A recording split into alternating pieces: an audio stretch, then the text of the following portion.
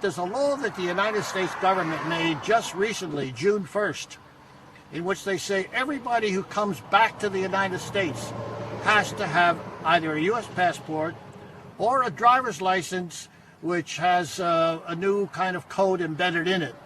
But I don't have either.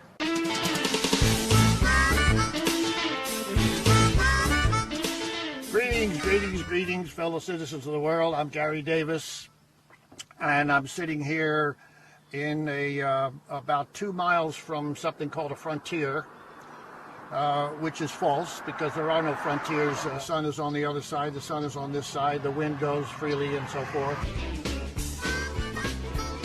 I was in Europe flying a B-17 in World War II. I figured it out that I didn't want to play that game anymore. Along came the bombing of Hiroshima and Nagasaki, and I said, that's it. We can't afford war. I'm not a national citizen. I'm stateless. I gave up being a national citizen when I was 26 years old. I'm a legitimate world citizen, as I hope you are. What does that mean? It means that you have the right to claim your own political allegiance in this world. It's one world we live in, whether we like it or not. And you're a human being. You come out of your mother's womb into the world.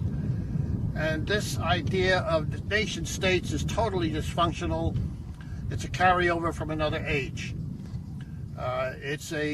Prevents us from recognizing ourselves legally as world citizens. But what they did was, in 1948, they came out with the Universal Declaration of Human Rights.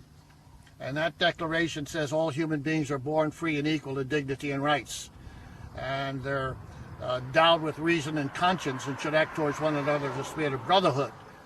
Well, everybody on that side of that house and everybody on this side, that means we are all brothers and human beings on the same level. The reason I'm here is because I just attended a conference in Montreal. The document that I'm going to be using when I come to this frontier, this fictional frontier, is this right here. It's called a world passport.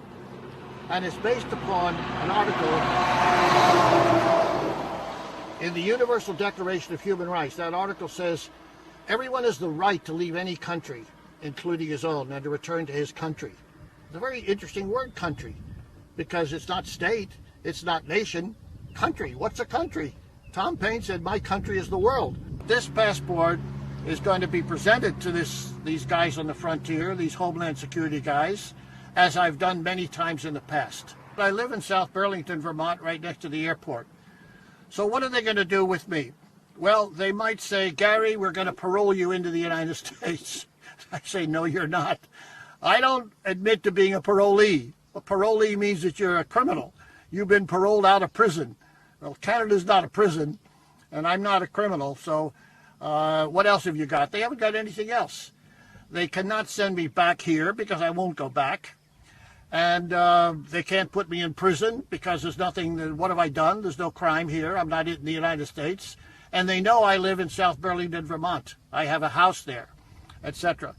So they say, well, we got to let you go, which is very, very interesting because that means that I'm not in their book. They can make their laws, the restriction, and yet as a legitimate world citizen, I'm not within that framework, etc. And that's the same for you too. But you have to claim to be world citizens. And that claim is your legitimate right. You have the right to identify yourself in this world. And that's what you really are. This is the whole way of making peace, because we make peace between ourselves. Nations can't make peace with each other. Nations are divisive. Nations pretend that there's international law and so forth, but they perpetuate a condition which is anarchic. So we're going up here. We'll continue this tape and show you what happened after we get through this frontier, because there's nothing they can do about me and the world passport because I'm just not in their book.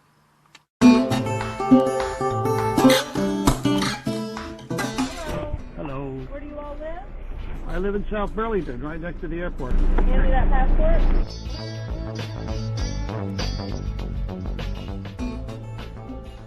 What else you got for ID besides this? Oh, driver's license. You got a passport? That is a passport. Foreign government passport. As world citizens? Obama's got one. Your president's got one. Oh, Mr. Davis, how you doing there? Hey, I got a tea time at 3 o'clock. I don't want to be held up. Okay. Okay. You're all set. Have a Thank good you. day. Bye-bye.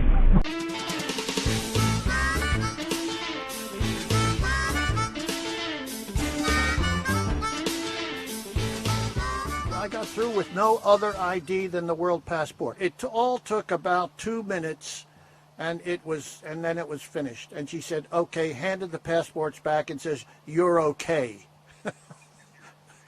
They just passed a new travel initiative on June 1st, and we were wondering whether that would have any effect on the efficacy of the world passport. Not only did it not have any effect, but it's the first time that I haven't been called in to the office for them to to go to their computer and make some kind of notation. And the upshot of this is, of course, is what I've always known, is that the citizen is sovereign, but you have to claim that sovereignty and learn your rights, because if you don't know your rights, you can't claim them.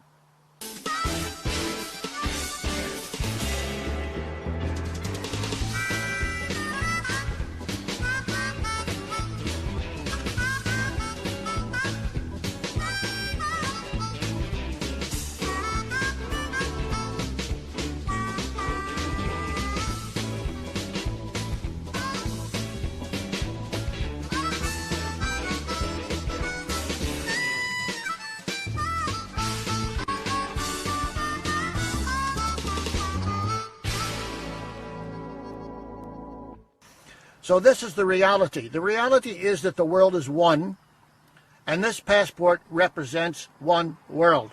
And I've been traveling with it ever since 1948.